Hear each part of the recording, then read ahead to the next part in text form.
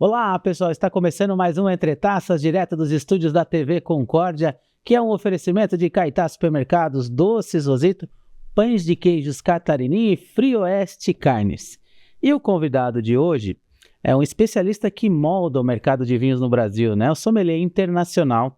Ele iniciou sua jornada no varejo em 2001. Pão de Açúcar, coleciona passagens por importadores de peso como a Grand Cru, e com um currículo de sucesso, traz um projeto estratégico para grandes redes. Hoje, atualmente, lidera um projeto inovador pela 2H Distribuidora, focado na consultoria completa e resultado em chão de lojas. Eu estou falando de Jean Krause, é isso? Isso aí. Muito prazer, obrigado por ter aceito o convite. A 2H e nós agradecemos muito a oportunidade de estar levando um pouco mais o mundo do vinho também, né? Eu acho que tem muita, às vezes parece que o pessoal conhece um pouco de vinho, porém, mas quando você vai perceber e falar com as pessoas, você vê que tem muita dúvida ainda, né? Isso é uma coisa muito no ar ainda e tem muito a se apoiar e levar para o público, né? É um mercado que tem muito a se desenvolver ainda, né? Eu acho que o grande ponto aí, tanto na parte gastronômica e parte de vinho, né, como nessa sua área também, que é bem legal, eu acho que se casam os dois e a gente consegue levar muita coisa juntos, né? Nós dois temos uma função muito importante, que é desmistificar esse mundo para o povo, né, eu acho. É um assunto que às vezes as pessoas mistificam demais e a gente tenta levar o mais fácil para eles, né? Eu acho que isso é a nossa função, né? É isso aí. Jean, para essa nossa conversa, o que você trouxe para nos apresentar? O que temos aqui? Sim. Bom, nós começamos um trabalho muito forte com alguns espumantes agora no verão, brancos. A 2H Distribuidora, ela trouxe algumas marcas muito legais. Estamos segmentando o setor com várias vinícolas conhecidas no mercado, trazendo marcas exclusivas. E a Mumm é uma marca que nós distribuímos aqui em Santa Catarina. Então a gente está entrando muito forte com a Mumm, que é uma domaine francesa que produz na Argentina, né? Então ela trouxe a expertise dela para a Argentina para trazer um espumante de qualidade. Então nós temos um mix muito interessante de espumantes com o conhecimento de um produtor de champanhe na França. Então ele comprou terra na Argentina, produz espumantes na Argentina, uma grande marca, já foi patrocinador de grandes eventos aí, e nós trouxemos para Santa Catarina e estamos entrando muito forte agora no verão, já é uma marca conhecida, né, no Brasil em geral, e também com a Passion. Nós trouxemos a Mumm, produzida na Argentina, e também uma espumante espanhola que chama-se O Passion Espanhola, que é um custo-benefício assim, fantástico, assim, um fresco, com qualidade, com personalidade. E pro verão cai muito bem, né? Muito. Então, Jean, pode ficar à vontade, vou deixar, né, para o sommelier. Quem sou eu para poder hoje abrir, né? Vamos deixar para quem entende. Nós vamos abrir. Aqui nós temos uma Brut, duas Bruts e uma Legère. Qual o diferencial delas? No caso desse caso da Legère, ela é um espumante mais para o público brasileiro, mais docinho, né? Tem moscatel rosado. Porém, eu acho muito interessante dela que ela é mais elegante. Ela é um espumante que ela é bem clássico, né?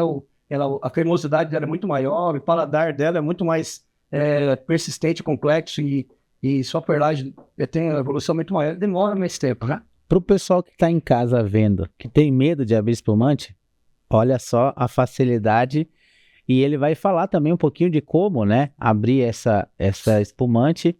Olha só, tá aberto. Saúde. Saúde. Bom, o diferencial para você abrir espumante, quer escutar um pouquinho? Confirmar. Nesse caso, não é tão difícil. O ideal é só você travar a entrada do espumante, né? Às vezes as pessoas querem abrir, ou tira a mão da gaiolinha, ou tira a mão para tirar a gaiolinha.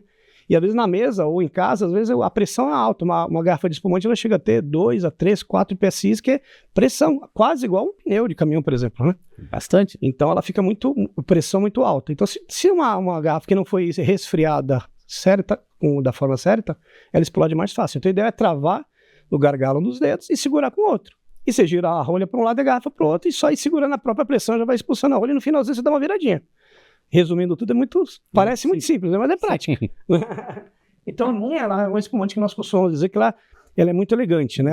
Saúde, sucesso, e muito perlage, demora mais essa perlage, e ela tem uma qualidade, uma complexidade maior, né? Nesse caso é moscato rosado. Porém, a Brut dela é Pinot Noir Chardonnay, que é mais clássica, né? Mais seca, com residual de açúcar menor, inclusive, que é bem mais seca. Mas o paladar brasileiro vende muito essa espumante, né? Nesse caso, o diferencial dela é que ela é uma moscatel, só que ela não é feita no processo AST, que é uma fermentação só, como os muitos moscatéis tradicionais. Ela é no Charmat, em tanques, né? Explicando um pouco melhor, a segunda fermentação em tanques, porém é prolongado maior esse charamento, ele fica mais elegante e um doce mais elegante também. E não fica aquele doce enjoativo, né? Esse que é o ponto dela, ela é mais elegante, clássica, né? Isso que é interessante. Para grandes espumantes é isso que a gente tem que ver diferente hoje em dia, né?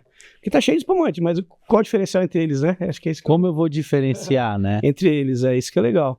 E na marca Moe eu vejo muito isso, a elegância, essa persistência e essa complexidade de aromas. A gente que vem do varejo, a gente vê uma dificuldade quando você olha.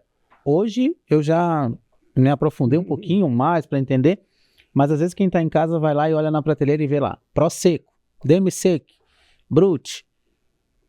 É um mundo de coisas, né? É um mundo de coisas. Você pode explanar um pouquinho para a gente? Eu vou lá e está escrito ali que é Brut. Que Sim. Sabor eu vou ter?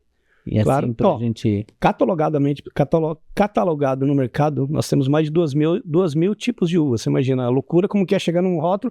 Eu trabalhei em churrascarias importadoras com mais de 2 mil rótulos. Não. Então você imagina decorar tudo aquilo, né? No seu caso também de quantas receitas, né, você na cabeça. Então, o ideal ali, o grande diferença dos espumantes é que eles são definidos por tipos, né? Então você entender quais as uvas daquele espumante e qual o tipo daquele espumante. Se é um Brut, se é um Demi-Sec, primeiro, como você falou, se é um Extra Brut, que as pessoas confundem como Extra Brut sendo mais seco, e não é. O mais seco entre eles é o Nature. O Extra Brut quer dizer que ele não é tão seco, ele é um meio termo. Um meio termo, exatamente. E as pessoas acham que é o mais seco, né? E essa é uma dúvida muito comum na loja, no chão de loja, em lugares, e que faz toda a diferença. O mais seco é o Nature, e se encontra em poucos lugares. Nós temos o Brut, que é entre ali, que se encontra muito no varejo, atacado, que hoje em dia está muito tradicional, é o Brut. E ali você tem o Demi-Sec, depois um pouquinho mais graduação, e depois o doce. Para você ter uma ideia, em residual de açúcar, quando nós falamos, né? As pessoas confundem às vezes o residual de açúcar, eles colocam açúcar no vinho, isso é uma dúvida que o pessoal pergunta, mas coloca açúcar. O vinho brasileiro tem muito vinho doce aí, né? Então, nos casos dos vinhos suaves, tintos, de mesa que nós falamos, eles colocam açúcar. No Brasil é permitido, né? Por lei. Nos casos de vinhos finos, a grande maioria europeu, e no Brasil, grande parte, não é colocado açúcar. Então, nós chamamos de açúcar residual, que na hora da fermentação, todo espumante ele tem 2 fermentações. E aí na segunda, eles deixam um residual de açúcar maior em determinado tipo. Então se você pegar na Moon, o Brut, por exemplo, ele tem de 11 a 14 gramas de açúcar residual por litro. Se você pegar o Moscatel, ele tem 90. Você vê a diferença? Então às vezes as pessoas não têm essa base. Então, e não vai saber calcular residual de açúcar, né? Mas para ter uma base, quanto se é mais para o Moscatel ou doce, mais residual de açúcar e mais docinho é. Jean, de Cabralzinho a sommelier internacional. Conta para nós um pouquinho lá do início como que nós começamos. Eu tenho orgulho de falar que nós somos Cabralzinhos, né? Então, o meu primeiro professor em vinho, que é o Cabral, ele começou esse projeto em 99 no Pão de Açúcar, né? Começou no Pão em 97. E em 2001 eu comecei como atendente. Eu fui o 11º atendente no Brasil, né? O Cabral foi um inovador no mercado, né? Ele trouxe essa profissão para o mundo, pra você ter uma ideia. No mundo não existia essa função de atendimento em varejo atacado, você acredita? Olha só. Então o Pão de Açúcar no Brasil foi o primeiro a trazer isso, e de lá foi expandindo. Então eu fui o 11º no Brasil todo, ou do mundo, né? Sim. E do Brasil para a Bélgica, e virou uma tradição. E as pessoas, engatilhando isso, um detalhe que as pessoas não veem muitas vezes na rede, é que se você coloca alguém para atender na adega, 3, 4 meses tá se pagando. Porque o resultado é muito rápido para girar mercadoria, para trazer atendimento melhor para o cliente, né? Isso é muito interessante. Para tirar essas dúvidas que a gente está conversando aqui. E a gente teve uma notícia uma notícia que está rodando muito no mercado, que não sei se você viu, foi que o Carlos, esse primeiro meu chefe, Carlos Cabral, a gente queria levar até um carinho à família, que ele faleceu ontem, né? Sim, eu vi. Então, ele faleceu ontem, a gente se falou muito entre a gente, ele formou mais de 1.000 atendentes no Brasil inteiro, né? Eu já formei em média de atendentes de rede, formei em média 180, 170, né? Então você imagina ele, né? Então, que começou isso tudo, né? Então eu devo muito a ele, é uma pessoa que a gente tem muito carinho, né, pela família e tudo, e agora a nossa função é continuar, levar o mundo do vinho para as pessoas, que eu acho que é isso. O maior desafio hoje no mundo do vinho, em chão de loja, é você ensinar ou você transmitir para as pessoas o caminho das pedras, qual vinho eu vou escolher? Porque hoje também tem essa dificuldade, né? É a forma de ensinar, o pulo do gato que nós chamamos, né? Porque nós vemos assim, 300 mil sommeliers no mercado. Como chefe de cozinha, você também deve ter esse problema, né? Mas a forma de transmitir aquilo que é o que impacta ou não, né? Para causa em venda. O vinho, ele é um vinho, uma venda de impulso, nós chamamos. Altamente de impulso, né? Muitas vezes você não sai de casa pensando em comprar vinho. E às vezes você tá no atacado no varejo, você vê uma pilha, você vê um queijinho do lado, e fala, peraí, eu vou tomar um queijo, comer um queijo e tomar um vinho, não é? Então esse é a forma de ensinar alguém a passar aquilo para o cliente, ou de você abordar o cliente, né? Porque tem N formas e N tipos de clientes na loja, né? Porque hoje você chega nas grandes redes, por exemplo, agora até atacadista está colocando, né? Coisa que não era falado, não se imaginava que isso ia chegar nas grandes redes de atacadistas, né? Quando eu comecei, eu fiz meu curso de sommelier em São Paulo, na BS, nós não falávamos em varejo, pra você ter uma ideia. Era, não, vinho no varejo não dá. Não pode. Não vai né? vingar. Você passou isso, tem tempo, né? Se você quer tomar um vinho bom, tem que ir no restaurante, no varejo, no mercado, no supermercado, não tem. Não presta, E aí eu peguei essa fase de mudar isso, né? Nós pegamos isso, né? E aí, hoje em dia nós vemos outra coisa que mudou muito sobre mulheres comprando vinho, né? Muito. Quando eu comecei a trabalhar, nós tínhamos uma estratégia que eu acho errado nisso, mas no começo nós separávamos o casal, pra você ter uma ideia. Porque a mulher impactava na venda. Ela tirava vinho. A venda. Hoje em dia é o contrário, ela compra muito mais que os homens. Então, que beleza, que mudou, né? Então, esse é o grande diferencial. A gente saber lidar com isso, levar isso pro público, né? Então, às vezes, tem aprendido pegando isso no dia a dia e ter visto o resultado e tem investido muito. Eu fiquei 5 anos agora, saí do Forte ano passado. Toda a parte de vinhos ali do Forte eu montei como sommelier da rede também aqui em Santa Catarina, né? E nós vimos assim, a venda triplicar, duplicar na adega, muito fácil. Fácil assim, né? Muito trabalho, muita coisa, mas... Porque quando você olha lá no mercado, você acha que é simples. Tá lá, os vinhos lá colocados, só colocaram aqui. Mas tem uma regra de como colocar os vinhos, quais vinhos vai primeiro, qual vem depois, que altura você vai portar o vinho. Esse vinho precisa vender mais, precisa ficar numa certa altura. Tem toda essa parte de layoutização, né? E por isso tem um estudo gigantesco por trás disso, né? Então a gente tem já especialistas no assunto, como revistas, como escritórios que já têm esses estudos, e também você tem suas experiências no dia a dia, né, do cliente, que você leva para o chão de loja, que nós chamamos de layoutização, né? Isso funciona muito. E isso nós temos visto, inclusive agora, a gente está fazendo um trabalho com o Compre Tudo, está fazendo um trabalho muito legal no chão de loja, que é trazer isso para o chão de loja deles. Trazer variedade, trazer esse tipo. Hoje nós temos um evento, né, em loja com eles. Vamos fazer até sabragem no meio da loja, né? Olha que legal, que é uma coisa que não acontece normalmente, que isso meio que para e faz o cliente que está passando olhar para aquele produto diferente, né? Como é uma venda de impulso, sempre eu pensei em fazer coisas diferentes. Então nós íamos fazer degustação de vinhos brancos, eu colocava um brie com uma gelinha de pimenta. Detalhes, né? Então eu fiquei pensando em algumas coisas. No verão, uma vez eu tive a ideia de fazer o sabragem no meio da loja. Então eu ganhei uma espada que já tem mais de 10 anos ali da Jane Pisato, da família Pisato, e eu sempre usava ela. E atual eu tenho uma da 2H. Tô bacana também. Isso impacta o cliente, ele sai falando, ele tira fotos, ele se encanta, né? A nossa função na gastronomia no vinho, acho que é isso, né? Encantar o cliente, né? É encantar. Ele sai lembrando daquilo. É trazer momento, né? É trazer lembranças. E por isso que a gastronomia vinho tem tudo, encaixa muito bem, né? Então é isso, nossa função, né? E hoje você acha o quão importante esse pré e pós-venda, né? Sim.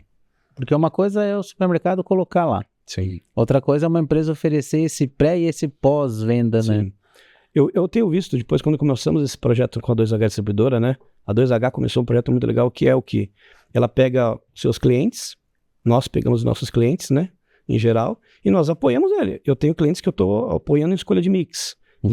Eu tenho clientes que eu estou apoiando em organizar eventos. Eu tenho clientes que eu estou indo lá organizar só o layout. O que importa pra gente é o quê? Nós podemos ser parceiros, não importa que você precisa de alguma coisa, a gente vai lá ajudar.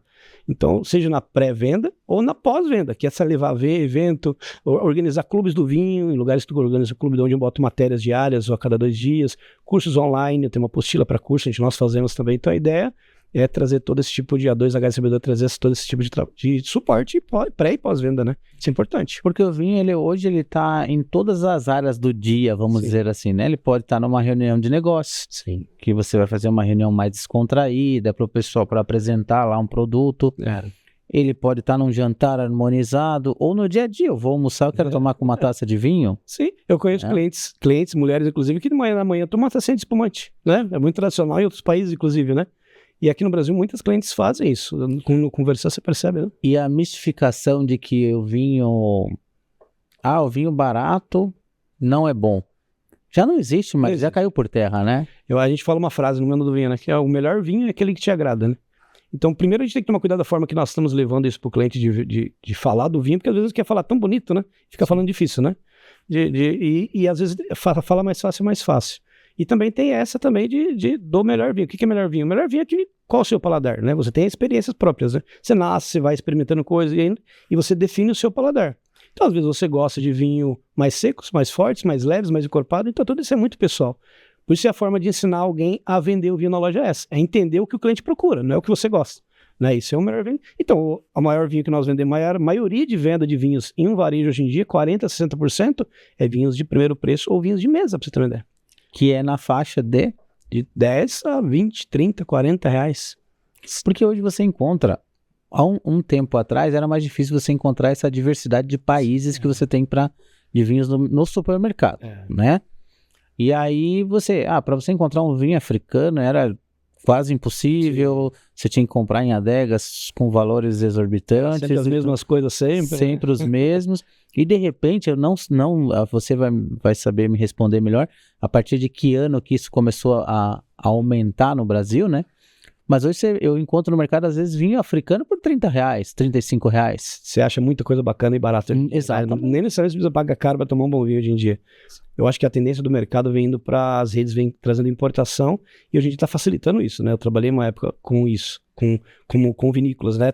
Gerenciando vinícolas como a Santa Rita, como Ferreira Malaquias, e nós vimos que o container você pode dividir ele e trazer uma container compartilhado, né? Então a facilidade trouxe você trazer vinhos do Dão, com preços legais de Portugal, da Bairrada, que era uma região muito pouca falada, de regiões da Itália, que é um país difícil de trazer vinho, por incrível que pareça. Então isso facilitou muito para o público. É um mercado muito fechado, né? Muito fechado. Então eu acho que o Brasil, eu trabalho com vinhos já há 25 anos, 26, 27 anos. E nos últimos, quando eu comecei no Pão de Açúcar, já tinha uma variedade muito grande, porque o Pão foi um dos primeiros a aumentar essa variedade com o Carlos Cabral, né, trazendo isso. E depois foi para outras redes. Então acho que, no geral, nos últimos 20 anos já começou a expandir muito. Mas importação nos últimos 10, né? Eu lembro, eu tenho 17 anos de profissão, como na cozinha, não como chefe de cozinha, mas na cozinha. E eu lembro que em 2006, eu entrei num hotel em Curitiba, e foi a primeira vez que eu peguei uma garrafa de Gewürztraminer, de um vinho. A garrafa era toda azul, toda trabalhada, assim. Hoje ele é um vinho de 15, 16... É o famoso garrafa azul que nós tínhamos no mercado. Isso. Eu ia falar dele, inclusive. Foi um dos vinhos que abriu o mercado. É o grande responsável por abrir o mercado de vinho no Brasil. Mas naquela época, numa garrafa era o que tinha e era assim. Na 2006, para ter 90, 100 reais uma garrafa daquele vinho. Era verdade. E a venda foi absurda, né? Então foi o famoso Gewürztraminer, mas ele tinha o nome desse vinho, que a gente chamava de garrafa azul, né? E depois teve fase, né? Depois teve a fase dos reservados, né? Você pegou isso também, o reservado era o que tinha. Todo mundo queria tomar reservado. Aí hoje em dia todo mundo tem reservado ali, mas não se tira até o nome do reservado do rótulo. Então é muito tendencioso de regiões também, isso muda muito. E tem isso, né? Reserva, reservado, gran reserva, tem também uma nomenclatura que usa para algum determinado... Eu acho que isso é uma das dúvidas que mais me perguntam para tirar. Porque a gente eu tenho um blog e tem alguns grupos, clubes do vinho que nós montamos para os clientes também. Então, uma das maiores dúvidas que eles perguntam é qual a diferença do reservado para o reserva e do gran reserva. E muitas vezes você vê matérias na internet aí falando que o reservado é um vinho que não presta, por exemplo. Mas da onde você tirou isso? Não presta pra quem, né? Pra quem que... Então, assim, minha opinião pessoal, o reservado é um bom vinho, dependendo da onde você vai tomar, com quem você vai tomar e do que você gosta de tomar. É simples. Então, os vinhos de entrada, tem os vinhos de entrada que nós colocamos como reservado, em alguns casos, foi tido por uma vinícola chilena, que é a Concheitoro, que levou esse nome para o mercado, e que é uma referência no mercado hoje em dia, né? E depois para outras vinícolas, mas que ainda é uma grande referência na Concheitoro, né? O reservado. E que tem um grande público para isso. E tem vinhedos específicos para fazer o reservado, você tem uma ideia. Não é como dizem lá, misturam qualquer coisa e fazem um reservado. Não, tem vinhedos específicos, com os cuidados específicos, mas por que é tão barato? Porque é a segunda prensagem, porque são vinhedos mais novos, então tem o porquê de ser reservado. E tem o público para isso? Tem, um grande volume de venda. Só que eu vim para tomar rápido, né? Tanto que muitos saem com screw cap, que é aquela rosca, né? Que é uma outra dúvida. Né? Então, primeiro, reservado vinho de entrada. Reservado é um vinho pra você tomar rápido, sem guardar muito tempo. Não guarda 10 anos na prateleira que vai vai guardado. Reserva um pouquinho mais trabalhado. Gran reservas mais elaborados, mais barricados, para se guardar mais tempo. E daí acima do Gran Reserva já começa a vir aqueles vinhos de guarda ou não? Ainda tem outra? De guarda, nós temos, pra você ter uma ideia, de guarda no mundo inteiro, você produz 2% da produção mundial é para guarda. Isso aqui é para grande guarda. 30 anos, 40 anos, 50 anos, né? E não são grandes vinhos, muitos vinhos que aguentam tudo isso, né? O vinho a gente fala que ele tem uma vida, ele nasce, vai melhorando, tem a hora certa de tomar e tem a hora que ele começa a cair, né? Então a grande maioria do mercado são vinhos que não é para guarda, é média guarda. Eu lembro de ter participado de um evento, falando de vinhos de guarda que morreu, eu participei de um evento que era só safras longivas. Isso é bem bacana de tomar. Só que o sommelier abriu 3 garrafas... E ele perdeu umas 3 garrafas de vinhos caros, de guarda, que já tinha morrido. Talvez se virasse peça de museu, valeria mais. Ele abriu, provou, falou, esse aqui já morreu, vamos deixar de lado. Depois a gente foi lá entender, explicar um pouquinho. Então você, falando disso, isso é bem legal. Na memória. Porque acontece muito isso, né? Isso é comum. Primeiro que uma parte, muitas vezes, da produção já vem com um probleminha na rolha, chamado buchonê, e aí ele oxida mais rápido. E tem a vida do vinho. Então, às vezes, é um vinho que você acredita que ele vai guardar 20 anos. Você chega lá, você vai tomar, não tá bom. Acontece, ele foi vivendo, ele caiu e caiu mais rápido. Ou porque você guardou no lugar quente, ou porque você deixou muitos anos no lugar que vibra muito, porque parece para vinhos de guarda influencia, né? E pode ser o contrário também, pode ser um vinho que não é para guarda e você abrir depois de esquecer. Tem grandes surpresas, e as melhores surpresas, inclusive, né? Você pagou menos e valeu muito mais. Eu tenho alguns vinhos que às vezes eu encontro em alguns lugares e eu guardo. A última aula que eu dei na 2H Distribuidora lá em Joinville, a gente faz aulas lá também, eventos, né? E nós abrimos alguns vinhos, por exemplo, você tomou o Old Bridge, Cabernet já viu? É um californiano, de entrada. Sim. 50, 60 reais, E eu tomei Chardonnay 2.000. Imagina? Todo mundo... Teve gente que gostou e não estava oxidado. Tava oxidando, indo embora, eu tinha ido embora. Mas teve cliente que gostou. Então tem a ver com o gosto do público e tem a ver que muitas vezes ele está bebível, mas não está bom para tomar, né?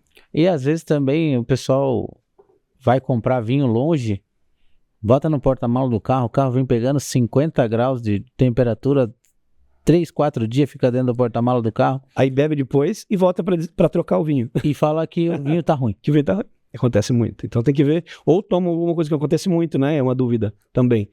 Vai tomar um vinho tinto, no verão aqui, e aí não refresca o vinho. E aí toma ele quente. E aí volta para trocar o vinho na loja, ou no varejo, no atacado, porque achou que o vinho tá desequilibrado, alcoólico, né? Porque o vinho muito quente, ele solta muito álcool, ele esquenta a boca. E o vinho muito frio, ele trava a sua boca. Isso é uma regrinha simples, assim, de entender. Falando mais simples, né? E às vezes, se você não refrescar um tinto num verão, aqui em Concórdia, por exemplo, imagina como é que você vai tomar o vinho, né?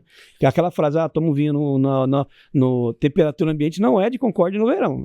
De temperatura ambiente é lá no país que ele foi. Vem o vinho da Argentina, que temperatura ambiente é mais alta. Bem menos, né? Mesma coisa, vinho da Europa, que a temperatura é sempre 20 graus, 19 graus, você pode tomar temperatura ambiente. Outra coisa é aquilo. Então isso acontece muito, esses não é erros, né? Porque às vezes a pessoa não está acostumada também, né? Isso que eu falo, tem muito, o público nosso, eu vejo esse chão de loja que eu tenho de tempo, mas tem muita gente que gosta de vinho e é a nossa função, é ensinar essa galera a entender um pouquinho do vinho, que às vezes, sabe um erro que acontece muito também? O cliente, ele quer tomar vinho, tem dinheiro para tomar vinho, ou não quer tomar vinho do dia a dia, que é o suficiente, mas a hora que ele vai tomar, ele fala, não consigo tomar vinho, não gosto de vinho, já viu isso? Já vi muita gente falar isso, e às vezes ele só começou errado. Porque o brasileiro é acostumado a colocar açúcar em tudo, né? Vai tomar Nescau, bota açúcar no Nescau. Vai tomar vinho. E aí no vinho, bota açúcar no vinho. Então assim, ou você toma suave. E aí quando vai pro seco, acha que não toma. E não é isso. Começou errado. Tem que pegar um levinho, bem simplesinho, bem com pouco paladar, para poder ir acostumando o seu paladar, né? Então alguns até, eu praticamente nós fazíamos isso. Quando as crianças eram bem pequenininhas, eu pegava água com gás e coloria ela com vinho para ficar amarga, para acostumar o amargor das crianças, né? E aí assim você vai, que é o que o europeu faz muito isso, né? Então quando ele cresce, já tem o paladar mais voltado pro vinho, né? É isso já sabe tomar. Como os colonos, né? Tem muito colono que faz isso, a criança toma vinho em casa, né? Sim. Porque não podem falar, mas já é da cultura, né? É cultural. E muita gente se fala... Houve essa questão, assim como a cozinha, eu vou dar um exemplo do meu lado para puxar para a tua linha dos vinhos. Se fala muito hoje em Masterchef, em reality shows. A mesma coisa é o vinho. Se glamorizou muito que o vinho tem que ser caro, vinho tinto não vai para a geladeira, vinho branco tem que ser extremamente gelado, espumante, a moscatel não presta. Que moscatel, moscatel não presta porque tem açúcar, adiciona açúcar e tal. Então, isso atrapalha, né, o mercado.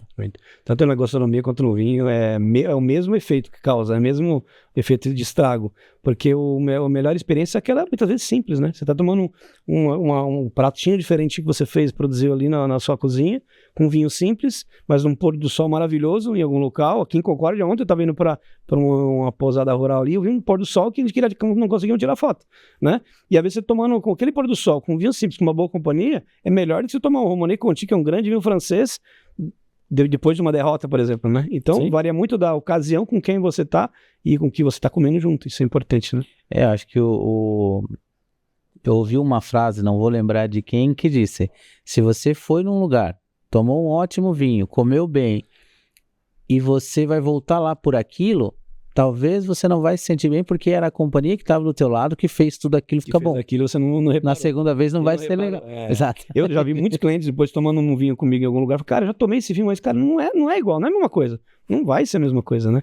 Tem a ver com quem você estava tomando, né? E quando o pessoal fala, por que eu tenho que rodar a taça, cheirar, tal? Quando o pessoal fala, eu acho que é frescura quando o sommelier fala que tem notas de pêssego, notas de damasco, isso, aquilo. É adicionado isso no vinho? Como? Já ouvi, eu acho que você deve... curiosidade que o pessoal tem. Bastante. Às vezes vem um Cabernet Sauvignon passado em barrica, tem um cheiro de aroma de chocolate. Cara, colocou chocolate lá dentro? Não é isso. Então, a primeira coisa que eles confundem muito? Nós temos 2 tipos de uva para produzir vinho, a de mesa e a vinífera, a francesa e a americana. Então, a de mesa é a americana, que é para produzir uvas de feira, né? Santa Isabel, Niágara, e que faz os vinhos de mesa nossos. Está escrito vinho de mesa no rótulo, que é os docinhos, que colocam açúcar, que tem um grande público, que é importantíssimo o mercado de vinho, que é de lá que nós vamos tirar nosso futuro cliente. Eu tenho vários clientes que eram de lá, começaram a tomar vinhos finos, que gostaram mais, não que é melhor ou pior, né? E acabaram ficando, porque o nosso paladar, você sabe, na gastronomia você não volta para trás. Você consegue tomar coisa boa, comer coisa boa. Esse é o problema. Isso é o problema. E no vinho é a mesma coisa. Então, esse é o grande diferencial nosso, trazer, mostrar essa diferença para eles, né? Ou levar esse mercado de uma forma que eles entendam, né? E hoje você encontra no mercado alguns rótulos onde diz lá 90 pontos, 80 pontos, 99, né? E tem cliente que não entende o que significa aquilo. Uhum. Né? E você pode explanar um pouquinho pra gente, claro, o que... Primeiro, um ponto que eu finalizei e acabei não explicando direito, na forma melhor até. Nós temos alguns tipos de barrica, por exemplo. Já viu no rótulo 12 meses em barrica, 6 meses em barrica, carvalho americano, carvalho francês. Se você for ter uma aula só de madeira, de barrica, que eu tenho isso pra carvalho levar, de primeiro uso, de 2-3 horas só de aula falando de madeira. Porque tem o eslavo, tem o russo, tem tudo que é coisa. E os principais é francês e americano, porque cada um traz um paladar e algo pro vinho. A madeira traz até tanino, que é pro vinho guardar mais tempo, ele tem que ter tanino. E o tanino tem um componente chamado resveratrol, que te ajuda a limpar as artérias. Estou resumindo um assunto que é muita coisa. Então, essa barrica, ela traz aromas. Por exemplo, se você... Um carvalho americano, por exemplo, ele vai trazer para o branco baunilha, alguns detalhes, cravo. Se você colocar um carvalho francês para o cabernet, vai trazer chocolate, vai trazer tabaco, vai trazer várias coisas que dependem do tempo de barrica. Então, todos esses componentes que você encontra no vinho são de envelhecimento daquela uva que adquiriram com envelhecimento em barrica ou com tempo guardado em garrafa. Isso que nós chamamos, inclusive, de paladar, aromas secundários ou terciários ou buquê. E o primário do vinho é o que você cheira, o cinto dá. Por exemplo, o Cabernet Sauvignon, ela tem cheiro de frutas vermelhas. Então esse cheiro é um aroma. Então esse é o diferencial. E a outra pergunta, como que era?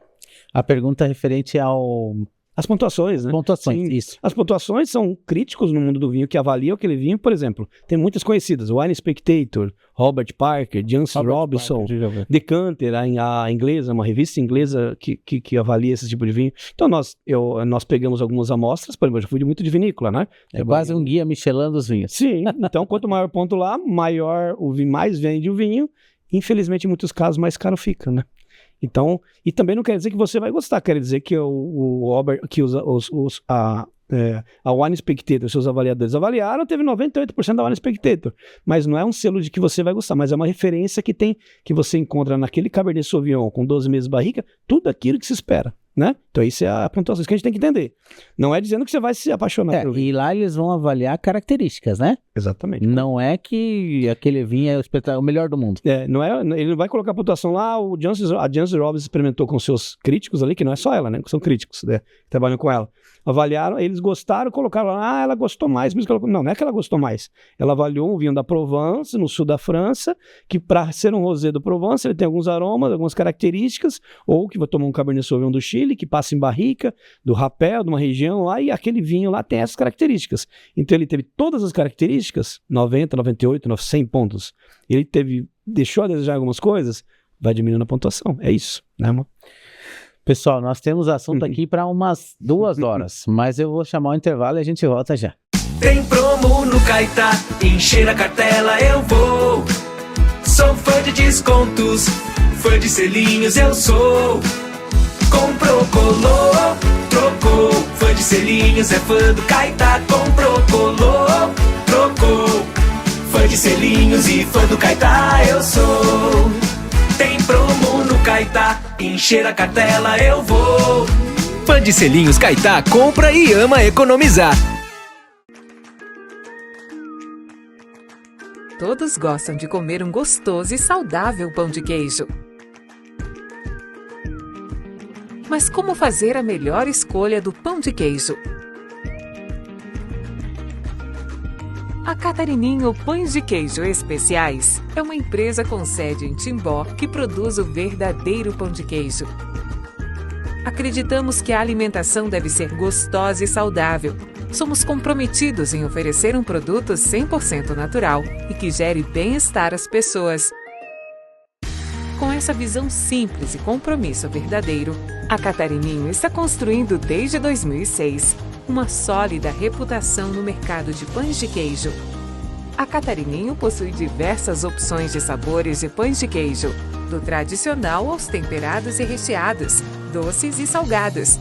Ótimas opções para o café da manhã, lanche da tarde e até para aquele almoço ou jantar. É prático e fácil de preparar. Para isso, buscamos ingredientes de qualidade, de produtos e marcas também comprometidas com a saúde e bem-estar das pessoas. Nossas receitas são isentas de aditivos artificiais, como conservantes, saborizantes e aromatizantes, resultando um pão de queijo natural e nutritivo. O processo de produção, congelamento e logística adequada garantem que o produto chegue ao consumidor com sabor e textura natural, resultando aquele pão de queijo delicioso com os melhores padrões de qualidade e satisfação dos consumidores. Faça a melhor escolha em qualidade e sabor. Escolha pães de queijo especiais da Catarininho. Catarininho, pães de queijo especiais. Por trás de cada doce incrível, tem alguém que ama o que faz. A Doces Rosita é parceira de quem transforma ingredientes em verdadeiras obras de carinho. Há mais de 30 anos em Concórdia, oferecemos variedade, qualidade e condições especiais para compras com CNPJ. Doces Rosito, a escolha de quem vive da doçura todos os dias. Rua Marguerita Campese Dalla Costa, número 63, pertinho da Rádio Rural. WhatsApp 49 984 17 8672. Olá, pessoal. Voltamos então. Gostaram dos nossos recados? Jean, agora nós vamos sair um pouquinho, que você chamou de uma espumante de entrada, né? Uhum. Que é mais docinha. Mais docinha? Aham. Para uma brute, que já seria ir para um prato principal, vamos dizer assim, ou até acompanhar um... A gente costuma dizer que o espumante é um coringa no almoço. Só que uma coisa dentro disso tudo aí, desse coringa, a gente tem que entender que tem tipos de espumante, né? Então não é que eu vou tomar um moscatel com todos os pratos, né? Sim. Então um moscatel, um docinho, mas nem mesmo uma legere, que a legere não é o espumante de entrada da mão, mas ela é bem elegante, clássica, só que é para um prato específico, né? Para uma salada, de repente, mas para alguma sobremesa, para um prato à base de creme, alguma coisa assim, né? Nesse sentido. E a brute já para um prato principal, para uma carne um prato mais forte, mais marcante. Então a brute vai melhor para isso. Então cada tipo de espumante tem um prato diferente, não que vão cada um para todos, né? E a brute eu já vi muito harmonizar com doce. Doce também. Vai bem? É que nós somos de Gosto pessoal. Tem que Nós temos regras na gastronomia, né, de serviço, né? Vamos servir um tinto com mais estrutura, com mais tanino, com uma carne mais gordurosa. Ou, por exemplo, vou servir um branco, um espumante com frutos do mar, um camarão, com ostras. Só que o seu gosto. Eu tenho vários clientes que gostam de tomar Malbec argentino com muito tanino, com ostra. Cara, se eu falar isso pra alguém que tá dando aula, o cara arrepia o cabelo, né? Só que é o gosto, pessoal, do cliente. Por isso que é importante conversar com o cliente, né? O Bacalhau também tinha um restaurante aí de Curitiba que ele dizia o seguinte, ele gostava de comer bacalhau com vinho tinto. Aí ele falou, todo mundo me criticou quando eu comecei a fazer isso. Só que o vinho tinto, que segura bem, ele vai segurar bem um bacalhau, um vinho tinto mais elegante e tal. Então, o bacalhau, ele tem vários tipos de produtos do bacalhau, né? Claro. E é o gosto pessoal e faz parte da experiência que nós falamos, né? Eu comi uma vez em um restaurante, pra você ter uma ideia, um atum, um creme de maracujá com chardonnay bem barricado. Cara, foi uma das experiências que eu nunca mais esqueci. Então tem pratos que marcam muito. Então isso tem a ver com quem você vai receber em casa e com o paladar de todo mundo, né? Vocês entenderem, né? A gente falou de serviço lá do espumante, né? Sim. Podemos falar mais devagar? Claro, pode falar. Então, primeiro, o espumante ele tem 6 voltinhas aqui, ó. Vocês entenderem. Então aqui, acho que aqui deu Isso. Aí. Aqui ele tem as voltinhas. Normalmente o padrão são 6 voltinhas. Então eu vou travar o dedo no gargalo e o dedo em cima. Né? E aqui eu vou girar toda a voltinha, as 6 voltinhas. Sempre travando o gargalo e travando em cima para ele não escapar, né? Então eu travei aqui, eu vou girar a gata para um lado e espumante para o outro. A pressão já vai soltar ele, tá vendo? Já vai soltar. Então você vai até o final e vira a roda devagarzinho. Aí, ó. Sendo um pouquinho mais de barulho, mas normalmente o máximo faz. Pois é prático, né? E aí tem aquela questão. Pode fazer barulho, não pode fazer barulho? O que diz a... O barulho nós usamos muito para efeito comemorativo, né? O do filho, o passeio na faculdade no vestibular, né? Se usa muito. Um detalhe muito importante, além do espumante, é o porto, né? A gente tem aquele famoso porto aniversário, que se usa para comprar e tomar quando a pessoa faz 50 anos, ou quando o filho compra para o filho, um grande porto para tomar quando ele comemora um aniversário. Então, isso são tradições que se usa muito e para comemorar algo, muito bem. Por exemplo, a sabragem, né? Nós abrimos na Espada, hoje nós vamos abrir no Compre Tudo lá à noite, no sábado no meio da loja. É um comemorativo, para comemorar algo, né? Um novo tempo, uma nova forma, de várias formas se comemora isso, né? Mas na mesa, um serviço para receber os seus clientes, não se faz esse estouro. Você abre o mínimo de barulho possível. Esse é o que vale. Legal. E aqui nós temos um brute, feito no charmat prolongado, mais tempo, então ele fica mais elegante, com maior classe, muito mais complexo, e é feito com Chardonnay e Pinot Noir, que são duas bem tradicionais e também produzidas no Champagne na França, né?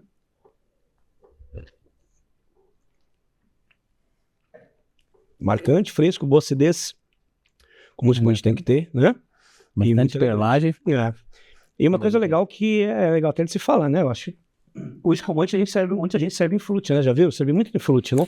Então, por um dos motivos que eu não quis trazer É o que eu imagino, que é bem legal. Porque eu falei, vou deixar para o sommelier explicar, mas eu não quis trazer aquela tacinha acostumada, o pessoal fala, mas vocês estão tomando em taça de vinho branco, em taça de água, então explica um pouquinho. Hoje em dia, você vê cada vez mais pessoas tomando espumantes, grandes champanhes, em taça de vinhos brancos, vinhos mais largos, para melhor visualização de perlagem, do cremosidade, do tempo da cremosidade, da viscosidade, da limpidez, de algumas coisas nós temos que olhar no espumante. Por isso uma taça mais larga, que é a tendência cada vez maior de você ver especialistas fazendo isso ou em jantares em algum lugar, né? Porque alguém tomando isso, não critique, tá normal. Há um tempo atrás se dizia que era obrigatoriamente, quanto mais fina a taça, melhor para não fugir o gás, para não perder a perlagem, enfim. Era tendências, acho que da época, né? Acho que o mercado vai se evoluindo cada vez mais, né? Acredito eu. E antigamente do espumante, inclusive, não era nem aquela, era uma bojudinha e curtinha, né? Que se fazia cascatas nos casamentos, né? Sim, então, que lembra muito a taça de agora que eles estão tomando o gin. Sim, que é de gin mais larga, bem maior e tal. Então, são tendências que vêm se evoluindo e a gente vai acompanhando, né? Faz parte do mercado. Gosto, né? Eu, particularmente, eu gosto da flute. Para avaliação, essa é melhor. Mas para mim tomar em casa, eu prefiro a flute. Porque essa aqui, ela esquenta, se você colocar muito, ela esquenta muito mais rápido, né? E ela evapora as bolinhas muito mais rápido também. Então, se não avaliou rápido, ela vai perder mais rápido. Então, eu gosto muito da flute. Mas para avaliação, essa é melhor. Mas para tomar em casa, Eu prefiro a Frutti. E o perfil do brasileiro hoje, ele tá mais daqui da nossa região, né?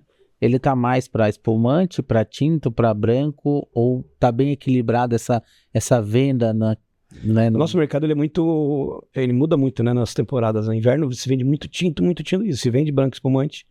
Mas o brasileiro não é acostumado a tomar branco espumante ainda, como grandes países por aí. Então tem crescido muito o consumo de brancos, de espumantes, de rosés, que é uma tendência, e sem álcool agora. O zero álcool está crescendo muito, a tendência de zero álcool, né? E o crescimento é muito grande. Agora no verão, praticamente que vira ao contrário, né? Você vende muito branco espumante e tintos diminui. Agora um erro é o pessoal esconder os tintos. Os tintos no verão também vende. Porque quem toma tinto toma o ano inteiro, né? Só que a porcentagem reverte. Se toma muito espumante e muito branco também. Mas o paladar nosso é sempre... Eles optam sempre pelos brancos de entrada. E nós ficamos sempre em Chardonnay, em Sauvignon Blanc, em Torrontés, né? Você vai no mercado, você vê 300 mil Chardonnays. Não é muito... E tem tantos brancos bacanas diferentes. Brancos de Alentejo, brancos do Dão, brancos do Douro, brancos de regiões da Argentina muito bacanas. Então, o universo do vinho branco e do espumante, tem espumantes portugueses. Nós temos um espumante Gatão, a 2H distribui um espumante chamado Gatão. E que o custo dele é um champenoise, pra você ter uma ideia, é 3 anos de média para se fazer um bom champenoise, né? Que é como faz a champanhe francesa. A gente vai ter uma aula hoje sobre isso. O Gatão é feito no champenoise e vendido a menos de R$100. Então, assim, tem casos assim que, quando você vai atrás, você consegue coisas diferentes, né? Não precisa de ficar sempre na mesma coisa, né? Então, é esse o lance da gente peneirar coisas legais e trazer brancos diferentes, espumantes diferentes. Eu fiz um vídeo recente do Gatão, do espumante, porque eu não conhecia e eu ficava meio com o pé atrás. Só que eu amo espumantes da Bairrada. E esse não é da Bairrada, mas é Portugal. Quando eu tomei ele, eu surpreendi por ser champenoise. Fiz vindinho e tal, é bem legal. Então tem muita coisa boa. E qual é hoje você tem a 2H, mas quando você vai prestar esse serviço para o mercado, para a adega que vai começar, enfim, essa curadoria hoje, ela é difícil de se fazer pela quantidade de disponibilidade que tem no mercado de rótulos? Assim, a gente leva um pouquinho em conta, no seu caso, por exemplo, você vai entrar numa cozinha, você bate o olho e já você sabe onde está tudo, né? Na adega não é só isso também, porque temos, como a gastronomia também, você vai ter fornecedores para gastronomia, você tem que pesquisar muito, né? Então a gente pesquisa muito. Só que a gente está um passinho na frente de muita coisa. Por quê? Você já teve muito contato, já teve muita carta que você já montou, você já teve muito mix que você já montou. Então a gente já, aquela parte do erro, né? Aquele ditado que nós falamos, né? Você aprende errando, você aprende com a experiência das pessoas, né? O sábio aprende com a experiência das pessoas, né? Então a gente vai aprendendo um pouquinho com a experiência que nós já tivemos, o que anos atrás. Então, às vezes a gente está pela 2H dando esse suporte, levando o que a gente já apanhou lá atrás. Então ele vai errar menos e vai apanhar menos. Então o resultado vai ser mais rápido. Então a gente traz, por exemplo, vou pegar fornecedores com variedade de vinhos. Eu já sei o que eu consigo, quem é os melhores parceiros, quem me ajuda nos eventos, quem te ajuda a não deixar encalhar um vinho, porque é muito fácil você vender vinho. Mas o que você vai fazer para apoiar seu cliente é girar aquilo ali, né? É o grande e que ninguém faz. Então é isso. Mas hoje você lida também com a questão cultural de cada região que você vai, né? É muito diferente. Porque, por exemplo, você chega em Concórdia, nós temos aqui, num raio de algumas cidades próximas, várias vinícolas locais. Sim. Que eu andei provando, acho que alguns, né? E não deixa nada a desejar dos vinhos importados. Tem bonzinhos. Né? O brasileiro, ele apanha um pouquinho no imposto, né? Exatamente, essa é a questão. Então você pega vinhos ali da região da Serra Gaúcha mesmo, espetaculares. Sim. Só que um custo tipo 150, 180 reais uma garrafa no preço final para o cliente. Aí o cara pega um vinho argentino a 40 reais com uma qualidade também muito portugueses, boa. A 30, portugueses, 40, italianos a 30 e pouco. Como é que vai competir dessa forma, né? Então, né? Isso tem a ver muito com a parte de carga muito alta. Às vezes vou defender, eu visto muito a camisa de vinhos brasileiros, muito. Eu tenho um projeto chamado Terroir Brasileiro aqui para trazer vinhos, porque assim, a gente falou até de regional, né? Eu montei projetos, eu tive em Cuiabá, em Goiânia, no Rio de Janeiro, em alguns lugares. E cada cidade, o jeito de tomar vinho é diferente. Cuiabá se coloca pedra no gelo. Aqui, se você vê com pedra no gelo, a galera se assusta. Mas Sim. É um costume, é muito quente em alguns lugares, né? Então, é muito regional. Agora, o que a gente precisa é entender que a gente tem que apoiar um pouco mais. Mesmo os vinhos sendo caros, a gente vê que as pessoas não apoiam tanto. Elas não dão nem a oportunidade de provar. É isso. Né? Nós conversávamos esses dias com um cliente, eu insisti para ele, eu falei, leve esse que você não vai se arrepender. Hoje ele voltou E falou, ó, não me arrependi, mas o argentino tá mais... Consigo pegar 2 garrafas do outro. A gente sofre muito aqui com a divisa, né? Então, esse problema desse caminho ainda é muito grande na nossa região aqui e em Santa Catarina inteiro, é assim. Então, por alguns lugares na internet, eu recebo 10 propostas de vinhos de fora. Cara, mas como é que faz isso tudo, né? E aí o vinho catarinense está brigando contra isso. Além dos impostos, que é pesadíssimo, ainda essa forma desigual, né, de competição, né? Já que você tocou nesse assunto, ó, falando a marca mais famosa lá que o pessoal gosta muito, Catena Zapata, Angélica Zapata, essa linha. Eles têm capacidade de produzir tanta pelas ofertas que tem por aí? Porque... Eles têm sim, porém, as pessoas acham que o problema é só imposto, aí não é. Em grande parte dos vinhos que você está comprando, trazendo de lá, você está tomando falso. Então, esse é o caminho que a gente vai entrar. Fatos, ó, eu trabalhei na Gran Cru, né, quando era da família Levi, anos atrás, né? Nós para trocar vinho lá, eu tinha que mandar para um laboratório e mandar um laudo pro cliente. Eu não podia só lá, vou trocar para você. Não, até porque tinha vinhos caros lá também, né? Grandes vinhos de Bordeaux, etc. Mas, você tem uma ideia, o tanto que tem de falsificação, isso eu tô falando há 20 anos atrás, imagina agora. Porque assim, ó, se você for parar pra pensar, você vai lá, vinho de R$800 a garrafa, que é hoje entrando legalmente no Brasil, vamos dizer. E daí, de repente, aparece alguém com uma garrafa, mesmo vinho, ó, R$200. Que loucura, como é que isso aí? O risco é muito grande. Mas eu busquei lá direto, tudo bem, mas não tem milagre. Não, por mais que a tributação seja muito alta, não tem milagre. Tem os problemas. Você tem casos que você vai pegar vinhos por causa do imposto, mas uma boa parte, e as pessoas... O grande problema é o seguinte, é um negócio da degustação, né? Você vai tomar uma champanhe vintage 2098. Você já tomou uma champanhe vintage 98? A pessoa, às vezes, não. Onde você vai saber a característica que tem aquilo? E às vezes o cara quer tomar um Nicolas Catena, mas nunca tomou. Então ele vai comprar um Nicolas de R$2.000, R$1.500 por R$200, R$300, tô passando a perna em todas as horas. Na verdade, ele tá passando a perna nele mesmo, porque às vezes ele tá tomando... E provavelmente algum vinho mais barato com o rótulo do Nicolas. E legal isso que você puxou, que agora tá alguns anos veio a moda do Petrus, né? Isso aí. O Petrus, 1.000 e tanto, 10.000 e tanto, tem de vários valores. Muita coisa. Daí você encontra na internet, o cara fala, nunca vou provar esse vinho aqui, que foi o vinho mais caro do mundo. E achou um lá por 200 pila a garrafa. Ou já vi, na minha época, eu herdei a adega de um amigo, tá? Tô vendendo um Petrus a R$2.000. Custa 20 mil, 15 mil, 10 mil. Pode ser verdade? Pode, mas, cara, não cai nesse conto, né? É igual hoje em dia, muita gente cai em contas que tá vendo ali que tá errado e tem algo errado e insiste. E esse é o caso dos vinhos, tem que tomar muito cuidado. Então, é uma grande luta nossa isso. Eu sei que o vinho catarinense tem muito imposto, eu sei que o vinho do Rio Grande do Sul tem muito imposto, eu sei que o vinho do Vale do São Francisco tem muito imposto, de Minas, do Rio de Janeiro, de todo, tem muitos vinhos bacanas. Aqui na região tem muita vinícola bacana. Isso aí, o grande problema deles é brigar com imposto. E às vezes você tem que entender também que você tem que estar lidando ali com uma história de uma família, de uma vinícola. A gente costuma dizer que a garrafa ela é uma história engarrafada, né? Então tem choro, tem trabalho, então a gente tem que um pouquinho tentar apoiar um pouco isso, né? E o investimento de tudo isso que você falou, dentro da garrafa, o cara coloca aqui para produzir, ele não sabe o que ele vai ter dali 2, 3 anos. Exatamente. Ele tem expertise, ele tem todo o cuidado. Já tá gastando antes de plantar, já tá gastando o solo, né? Exato. E às vezes a gente pega uma garrafa para avaliar, muitos especialistas erram muito nisso. Porque se acham acima da média, isso são bem claramente, né? Sim. E aí quer avaliar um vinho, mas não leva em conta o que já teve naquela garrafa. Você tem que tomar um cuidado para avaliar um vinho, né? Às vezes você avalia por achismo e não por conhecimento. E aí você às vezes traga uma marca que o cara demorou, uma vinícola que trabalhou tanto para fazer aquilo ali, né? Então... E esse restauranteiro de Curitiba, a gente comentava dos bastidores, você deve ter conhecido, o Rafael Zanetti. Eu sempre cito ele em algumas coisas, porque foi a minha experiência que eu tive de alguns anos com ele, ao lado dele, trabalhando na mesma rede, então eu ouvia muito o que ele falava. E ele diz que a grande preocupação, às vezes, é você vá nos pequenos produtores, 10.000 garrafas, 5.000 garrafas.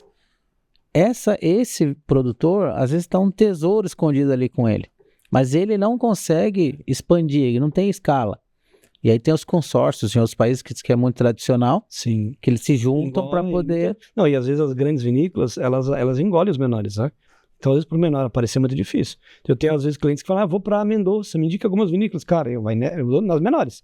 É onde você vai ser recebido muito melhor. Você vai tomar vinhos, às vezes, que vai te surpreender, uvas que vai te surpreender. As grandes são bacanas? Sim, algumas grandes você recebe muito bem. Tem vinícolas aí que você vai lá, o cara te recebe. Só que o volume do que o cara trabalha, ele vai te atender comercialmente, né? Nas menores você vai conhecer o interno, e aí isso que surpreende muitas vezes, né? Aqui na região tem muito isso também, né? Sim, você tem vinícolas que você vai, daí já tem a cozinha que é familiar, que E o dono te atende. Atende, senta junto, conversa, mostra. Onde eu falei da experiência, né? Te encanta isso, né? E às vezes o vinho dele é muito bom e ele não consegue, e você falou, não consegue levar pra fora isso. E ele fica acanhado ali e às vezes o mercado tá... Eu encontrei uma vinícola agora que eu pesquiso muito, né? Principalmente as catarinenses, para trazer coisas pro mercado. E encontrei vinícolas boas, não tão caras. Eu encontrei uma que, entre aspas, não é tão cara. Então você acha muita coisa bacana por aí. Não, e tem vinhos assim, ó, tem uma aqui regional que ele tem um Marcelin que é espetacular. Sim. Uvas que não são tão tradicionais de se encontrar. Falou, não, a gente resolveu trazer essa vinícola, essa uva, porque tal pessoa foi para lá, gostou e trouxe essa há 10 anos atrás, 20 anos atrás, e agora a gente tá colhendo os frutos e saiu essa garrafa aqui. Por isso que é legal você entender um pouquinho assim, porque a uva tem a ver com a região também, né? Por exemplo, Brasil. O Brasil é um país que a gente fala muito bem, que a Merlot se dá muito bem no Brasil. Então, grandes vinhos no Brasil sempre vai ter um pouquinho de Merlot, pode verificar. Porque a uva aguenta muito essa loucura do temporal que é nosso Brasil, né? Das temperaturas, né? Então, isso que aguenta mais. Mas e você vai em Portugal, em países diferentes, também sempre tem uvas específicas, né? Então, você entender qual é a melhor uva daquela região para você é importante, né? E aí as vinícolas fazem essas coisas diferentes, trazer uvas específicas e plantar aqui no solo brasileiro e dá muito sucesso. Goiânia, vi uma vinícola explodindo assim, tem uma vinícola lá muito famosa. Aqui na região também tem vinícolas assim. Santa Catarina tem muita coisa assim, então a gente tem muito caso aqui. E a gente tem que cuidar e tentar buscar, né, também. Eu sempre falo, eu vi vinícolas no Espírito Santo, que tá com vinhas esquitais, não tive o prazer de provar, já vi a garrafa, mas vou falar, aquele pré-conceito do que você já provou, eu vou esperar um pouquinho, se tiver mais folgadinho, eu provo desse, que eu gosto desse, ouvi falar mais vou levar esse, vou esperar para ouvir falar mais um pouquinho, né? Isso acontece muito, mas eu vejo assim, as vinícolas, as regiões variadas, Espírito Santo, Minas, muita coisa bacana ganhando avaliação lá fora do Brasil. Catarinense já é um dos primeiros que tá aí, Catarinense já tá lá na frente, né? Os vinhedos catarinenses já tá lá na frente. Aí a região, eu tinha uma feira semana retrasada aqui lá em São Paulo, que é a ProWine, e a parte dos vinhos catarinenses tá bombando de gente, porque já é algo que já tá segmentado. Já é uma referência. Já não é uma dúvida, já é uma certeza que tem grandes vinhos em Santa Catarina. E a ideia é trabalhar bacana. Então, inclusive, eu vi agora a região de Minas, muitos vinhos de Minas assim, Paranaense, algumas coisas pintando aí, mas Minas ainda tá na frente. Goiânia, algumas coisas muito legais. Mas Catarinense tá disparado ainda na frente. Já tá um pouco mais... Eu vi assim aqui, uvas que não se via no mercado antes, tá sendo produzido em Santa Catarina e tá sendo muito bem aceito. Sim, tem muita coisa... As vinícolas têm investido muito nisso, né? Sai do mesmice, né? De tomar... Vamos só a cerveja, plantar Chardonnay, plantar Merlot. A Aurora agora tem a uva Rebo, já viu? É uma uva diferente que trouxeram. Marcelin, a Aurora tá produzindo Marcelin também. Então, a Conchetor, há pouco tempo, tem o Pedro Ximénez, já viu? Uma uva espanhola que é difícil de plantar, produz pouca quantidade. Veio o Caseleiro Pedro Ximénez, veio o Conchetor reservado Pedro Ximénez, que acaba assim muito rápido. São diferentes.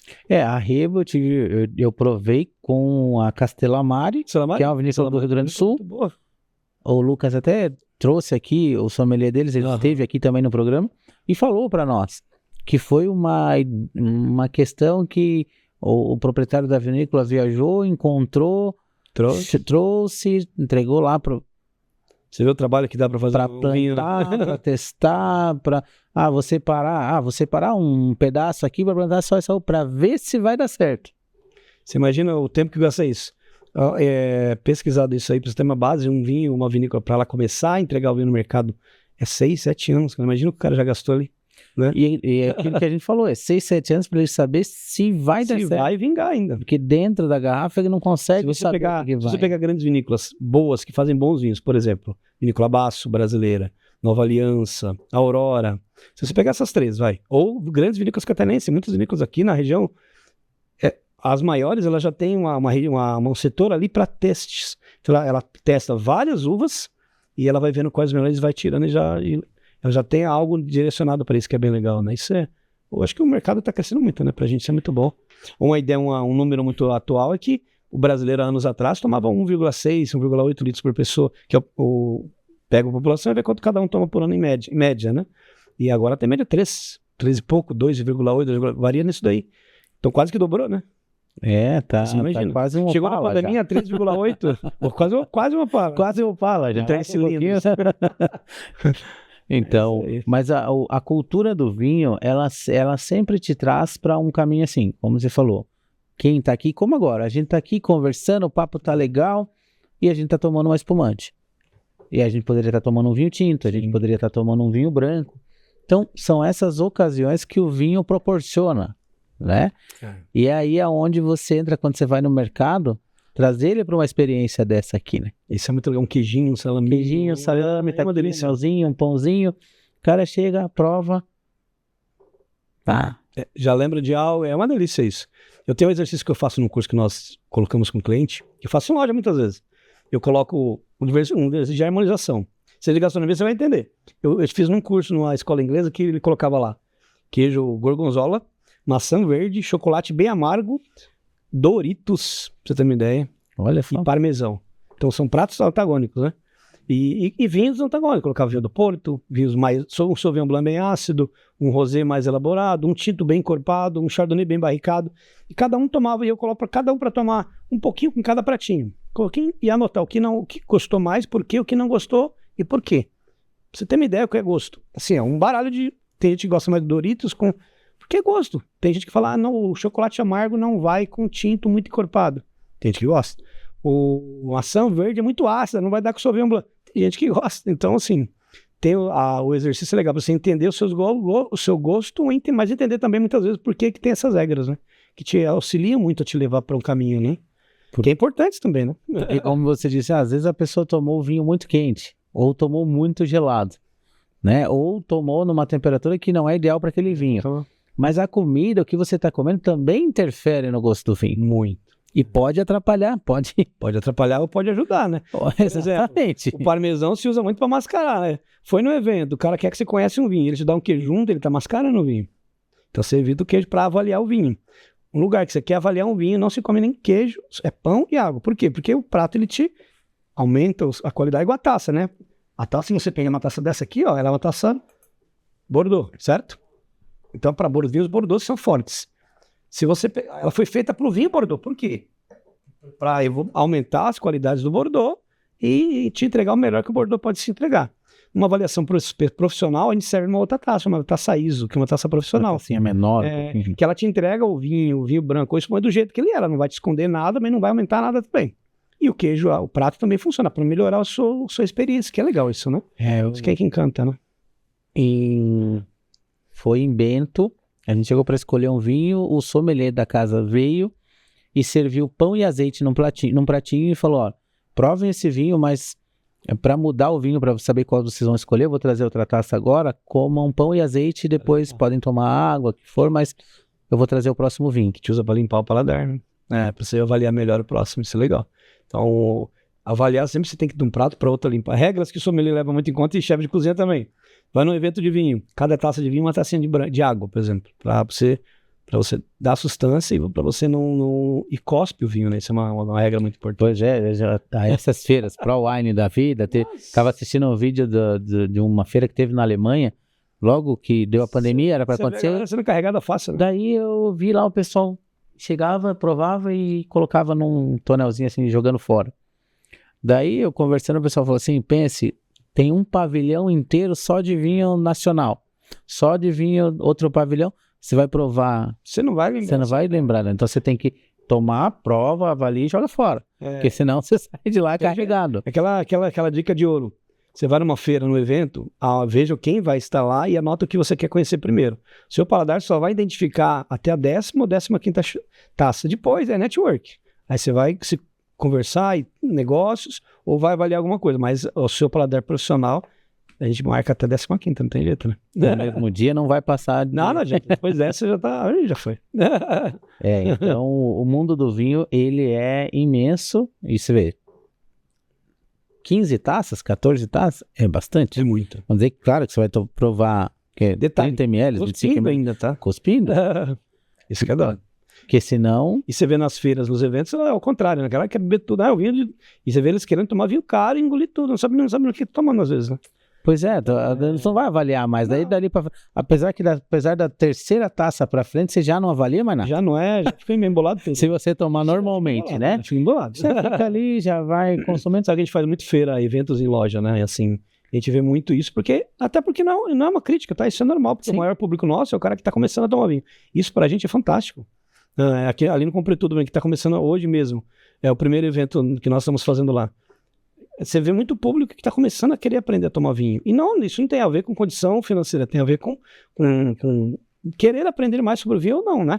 Porque às vezes não aprende ou não sabe, não é porque não tem condição, porque não teve oportunidade. Ou não teve tempo, né? Hoje em dia é mais por tempo, né? Eu sempre digo que o vinho, ele te traz uma oportunidade, é um estudo, é um conceito. Não adianta, se você começa a se aprofundar, você vai ver que tem um mundo pela frente. Se você pegar só Bordeaux, a margem do riozinho esquerdo tem mais de 20 denominações de origem, cada uma com solo diferente, com vinho diferente, com pontuação diferente, é uma loucura, né? Tem uns vinhos, eu volto a falar de vinho do Rio Grande do Sul, mas tem um vinho lá, Latitude, não sei o quê. Esse vinho aqui, não sei o quê. Não, ele tem esse nome porque essa latitude, segundo estudos, nessa latitude do mapa, os vinhedos são os melhores que tem na... Exatamente. Porque a gente costuma falar de terroir, né? Terroir é uma palavra que é uma dúvida também muito comum. Terroir tem a ver com algumas características. Com o solo, onde é produzido, o vinho de Concórdia é diferente do vinho que é feito em Urubici, por que pareça, né? Por solo. Tem a ver com o clima, tem a ver com a mão do enólogo, o que o enólogo quer para aquele vinho, e tem a ver também com como foi feito. Então, tem várias características que formam um terroir. E aí cada regiãozinha tem uma coisa diferente. Concórdia tem grandes vinhos, Santa Catarina, falando em Santa Catarina, por exemplo, Urubici tem grandes vinhos, Concórdia tem algumas coisas bem legais, tem muita coisa bacana. Então cada regiãozinha tem alguma coisa legal. É só você garimpar e pesquisar. Que consegue, né? Que você vai achar. Jean, o papo tá excelente. E aonde que eu consigo acompanhar o Jean Krause, a 2H? Fala pro pessoal que tá em casa. Nós estamos no Instagram com a 2H Bebidas, tem o site 2hbebidas.com.br. Instagram também com 2H Bebidas, tá como 2H Bebidas, @2H Bebidas. E o meu Instagram é Jean Vinhos e Cia, @Jean Vinhos e Cia. Também a gente tem muita matéria, muita dica. E tem um blog também, jeanvinhosecia.blogspot.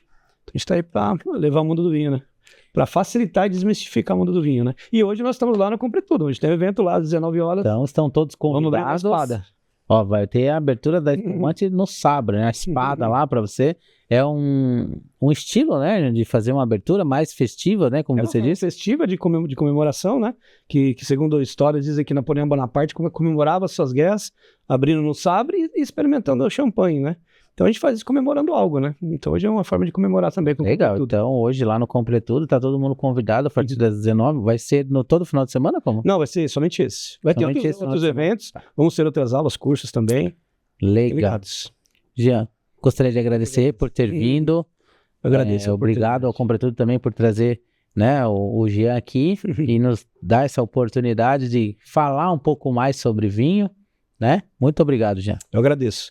É muito bom poder levar o mundo do vinho e junto com você também que está ajudando a gente, né?